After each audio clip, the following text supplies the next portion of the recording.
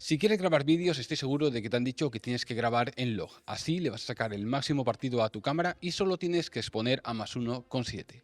Pues déjame decirte que todo esto es mentira. Parece que cuando hablan del log es como una fórmula mágica que hace que nuestra cámara saque el máximo partido y además es muy sencillo de utilizar. Solo tienes que poner a +1,7. Pues déjame decirte que si haces esto, lo único que estás haciendo es desaprovechar tu cámara y tirar tus tomas a la basura, porque no le estás sacando el máximo partido. En el vídeo de hoy te voy a explicar lo que es el log, cómo funciona y sobre todo quiero que entiendas las cosas que estás haciendo mal y por eso mismo no le estás sacando el máximo partido a tu cámara. Así que vamos a empezar a hablar sobre el log. Lo primero para hablar del log lo que tenemos que saber es qué es el log, que básicamente es un perfil de imagen. No es una fórmula mágica para sacarle el máximo partido a tu cámara, no, solo es un perfil de imagen. Lo que pasa es que tenemos que entender lo que es un perfil de imagen, que es básicamente unas configuraciones que le hacemos a nuestra cámara para conseguir un resultado. Dependiendo del perfil de imagen que utilicemos, vamos a cambiar ciertos parámetros y vamos a conseguir resultados diferentes. Por ejemplo, en tu cámara tendrás el HLG, el log y tendrás otros perfiles que puedes utilizar. ¿Cuál es la diferencia de estos perfiles? Pues las configuraciones que hemos cambiado. Principalmente podemos cambiar estas configuraciones: espacio de color, nivel de negro y detalle. Con estas tres configuraciones lo que vamos a conseguir es resultados diferentes. Por supuesto, podemos cambiar muchas más cosas, pero estos son los parámetros principales. Por ejemplo, si tienes una cámara Sony, te habrás dado cuenta de que tienes dos logs. Tienes el S-Log 2 y el S-Log 3. ¿Cuál es la diferencia entre ellos? Pues el espacio de color, el detalle y también el nivel de negros. Es decir, vamos a conseguir resultados diferentes dependiendo del perfil de imagen que estemos utilizando. Entonces, ahora ya entendemos lo que es un perfil de imagen, que son básicamente unas configuraciones que le vamos a hacer a nuestra cámara para conseguir un resultado. Pero, ¿qué es el log?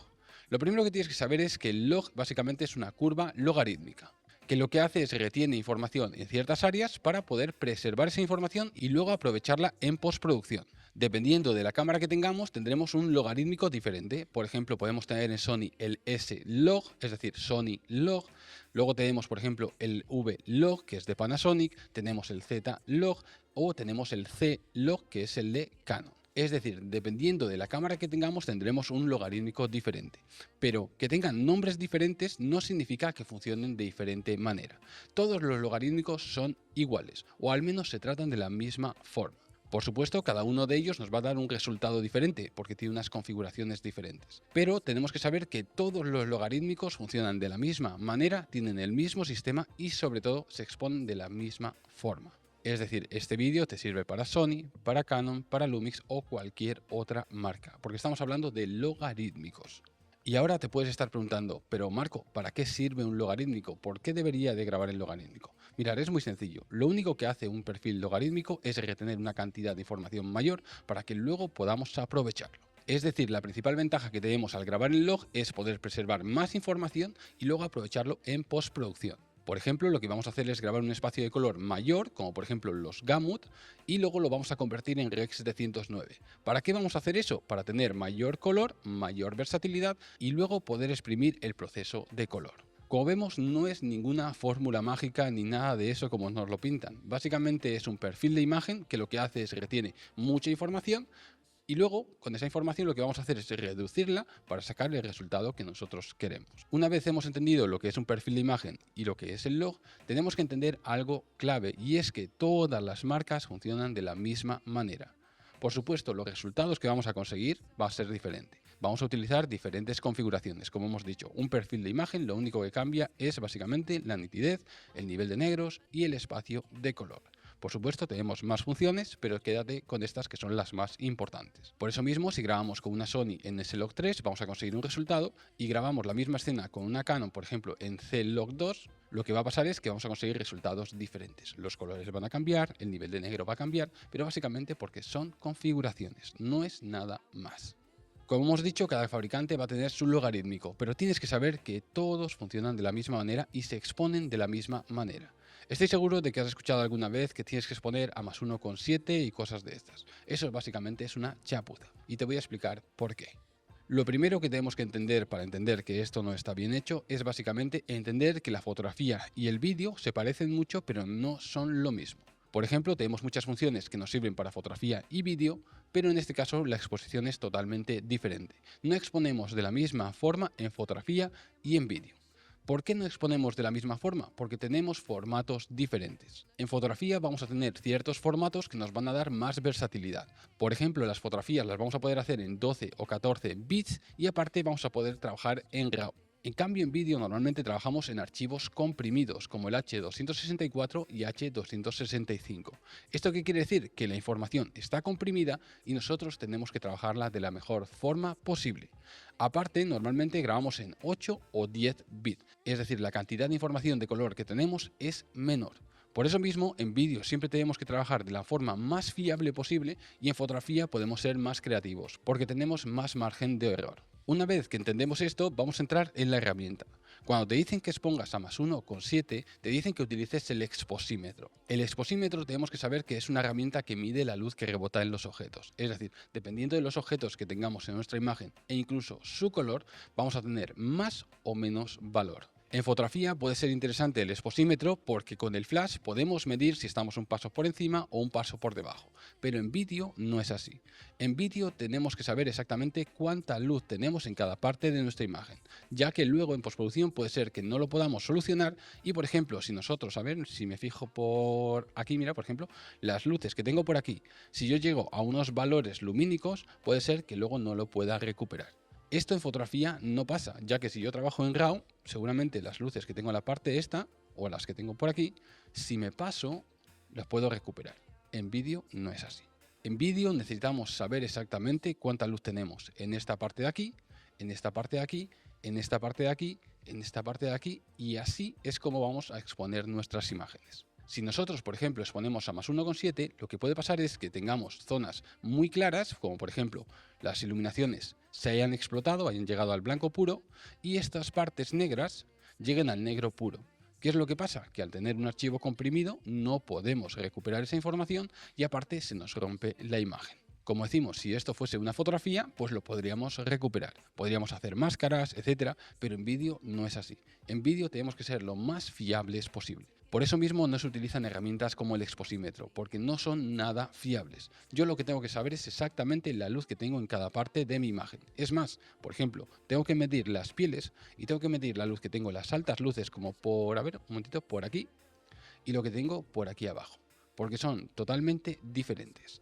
Así es como vamos a exponer una imagen en vídeo, sabiendo exactamente qué luz tenemos en cada parte de nuestra imagen. Yo sé que has visto muchos vídeos que te han dicho que expongas a +1,7, que sobreexpongas y cositas así. Pero mira, es tan sencillo como eso. Si no me crees lo del exposímetro, básicamente tienes que ver que las cámaras de cine y de vídeo no tienen exposímetro. Si tú vas a una Blackmagic, a una Red, a una RI, e incluso en Sony, si vas a una Venice o a una Burano, no tienen exposímetro. ¿Por qué? Porque el exposímetro es una herramienta para fotografía. Cuando queremos hacer vídeo tenemos que utilizar otras herramientas, como por ejemplo el monitor de forma de onda o el false color.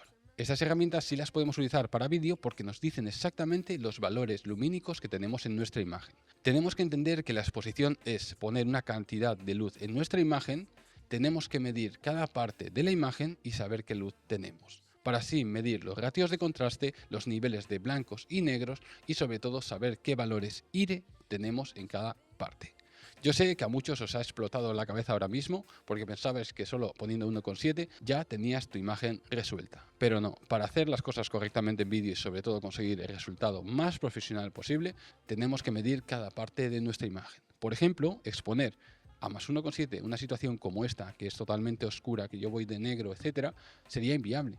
Tendrías una cantidad de luz tan grande que todas las iluminaciones traseras se explotarían. Para que entiendas esto definitivamente te voy a poner un ejemplo que es muy sencillo y lo pongo en todos los talleres de iluminación que suelo hacer. Mirad, es muy sencillo. Vamos a coger una imagen y vamos a cambiar solo un elemento. Así que te voy a poner un vídeo. Ahora mismo estás viendo una toma en la cual tenemos una iluminación, tenemos a un sujeto y está correctamente expuesto. Como vemos, si nos fijamos en el exposímetro, tenemos unos valores y en este caso va vestido de negro. Ahora lo que vamos a hacer es solo vamos a cambiar la camiseta.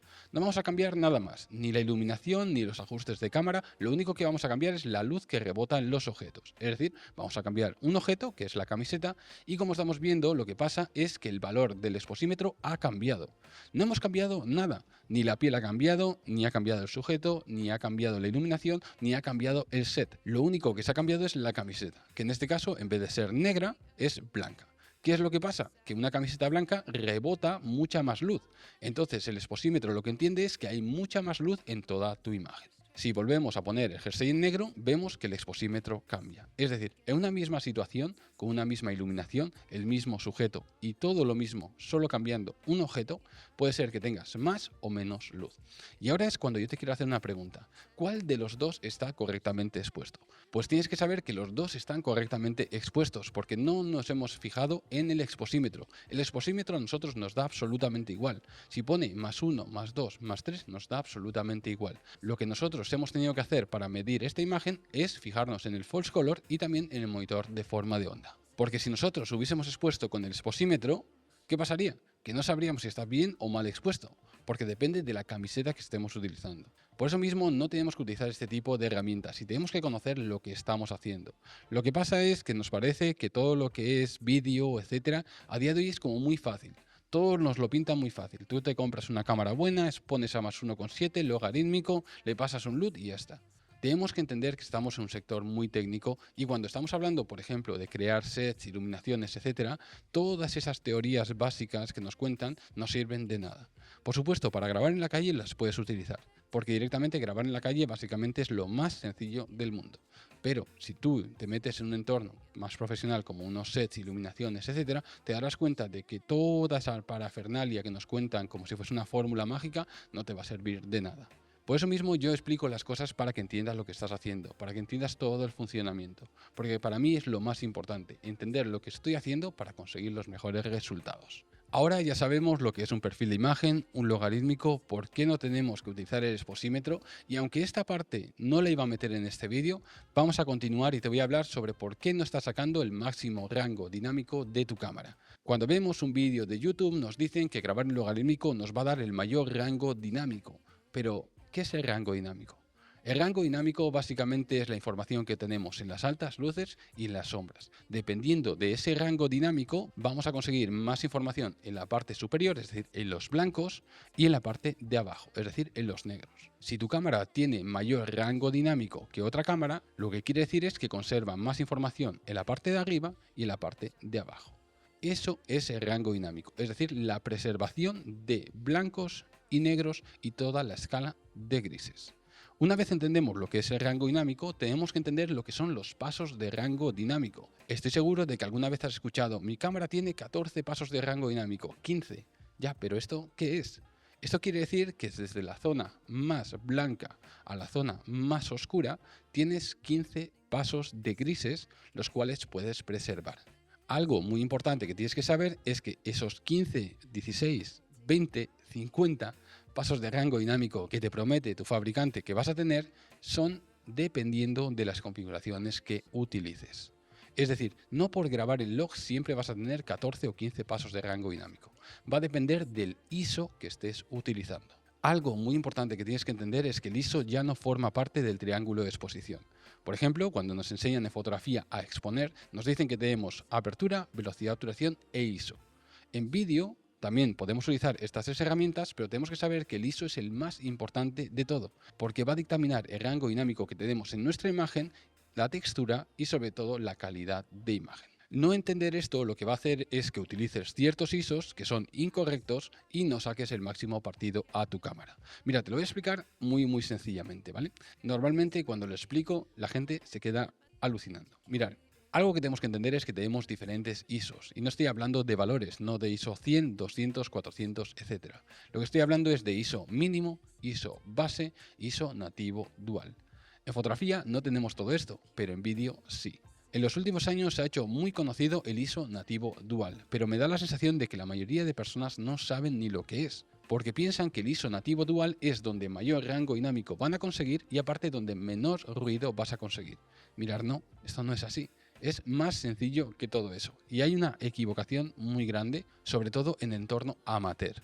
Mirad, es muy sencillo. Nosotros, por una parte, tenemos el ISO mínimo, que es donde menor cantidad de electricidad voltaica va a entrar en nuestro sensor, es decir, donde menor sensibilidad a la luz vamos a tener. Ahí es donde vamos a conseguir los mejores resultados en definición y también en ruido. ¿Por qué? Porque la señal voltaica, es decir, la electricidad que pasa a nuestro sensor, es la mínima. Esto nos hace entender que si nosotros queremos la mayor definición y el menor ruido, siempre tenemos que grabar en ISO mínimo. Por otra parte, tenemos el ISO base. El ISO base es el ISO mínimo configurado para cada perfil y configuración de nuestra cámara. Por ejemplo, cuando estamos grabando en log, nos dice que tenemos que grabar en 640 o tenemos que grabar en 800. Este sería el ISO base, pero tenemos que entender que ese ISO base no es donde mejor textura vamos a tener ni donde menor ruido vamos a tener, porque si nosotros podemos grabar a ISO 100, no vamos a conseguir los mismos resultados en 640 o en 800. Lo que pasa es que no llegamos a entender lo que es el ISO y los diferentes ISOs que tenemos. Entonces, ahora sabemos que en el ISO mínimo es donde mayor calidad de imagen vamos a conseguir. En el ISO base vamos a tener unas configuraciones para poder trabajar en esos perfiles, como por ejemplo el log, y luego tenemos el ISO nativo dual, que es el ISO donde tenemos mayor equilibrio entre altas luces y sombras. Es decir, no es donde mayor rango dinámico vamos a tener, es donde vamos a tener un equilibrio entre altas luces y sombras. ¿Qué quiere decir esto? Que si nosotros, por ejemplo, tenemos 14 pasos de rango dinámico, en el ISO nativo dual, lo que vamos a conseguir es un equilibrio entre altas luces y sombras. Es decir, vamos a tener 7 pasos de rango dinámico en las altas luces y 7 en las sombras. Como estamos viendo, aquí no se habla de ruido, se habla de rango dinámico. Lo que pasa es que se ha malentendido, ¿vale? Porque esto también es otro concepto. Esto todo lo explico en el curso de Domina el Log, lo tenéis todo en la descripción para que podáis aprenderlo detalladamente. Pero se ha malentendido lo que es el ISO nativo dual y las circuiterías. Con esto hay una desinformación brutal. ¿Y qué es lo que está pasando? Que muchos grabáis en ISOs nativos duales pensando que es el ISO en el cual vas a conseguir los mejores resultados y os encontráis que tenéis pérdida de definición, luego tenéis mucho ruido y al final no estáis sacando el máximo partido a vuestra cámara. Todo esto lo explico en el curso de Domina el Log, lo tienes en detalle, pero algo que tienes que entender es que tienes que entender lo que estás haciendo. Y por supuesto en un vídeo de YouTube no te puedo explicar todo lo que son las circuiterías, cómo funciona el ISO, la sensibilidad de los sensores, porque me llevaría aquí 3-4 horas. Pero lo más importante es que entiendas qué es lo que estás haciendo. Y para terminar con este vídeo, como os digo, este tipo de temas no se puede tratar en YouTube porque serían temas muy largos, de muchas horas, y básicamente, como estás viendo, pues son cosas muy técnicas. Pero te voy a enseñar una imagen grabada en ISO mínimo y la otra en ISO nativo dual. Y como estamos viendo, el nivel de ruido es mucho mayor y la calidad de imagen es bastante peor. Como te digo, si quieres sacarle el máximo partido a tu cámara, tienes el curso de Domina el Log donde te explico todo esto en detalle, pero lo más importante de todo es que entiendas qué es lo que estás haciendo y sobre todo no te dejes llevar por 1,7 o cosas que parecen fórmulas mágicas. Así que bueno, espero que te haya gustado este vídeo, suscríbete si no lo estás, si quieres una segunda parte donde explique mucho más esto en detalle, ya sabes, dale muchísimo apoyo, muchísimos likes y haré otro vídeo. Así que bueno, espero que te haya gustado este vídeo, suscríbete si no lo estás, un like nunca viene mal y recuerda que nos vemos en el próximo vídeo.